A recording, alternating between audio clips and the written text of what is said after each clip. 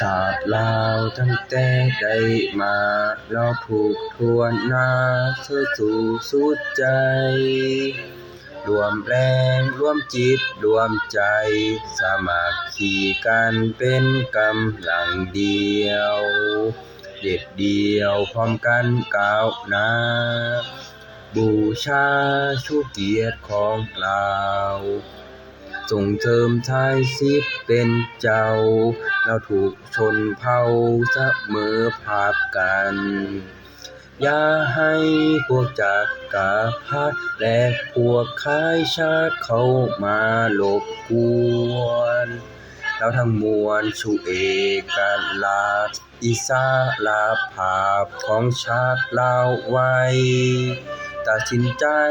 ชูชิงเอาชัยพาชาติก้าวไปสู่ความพัฒนา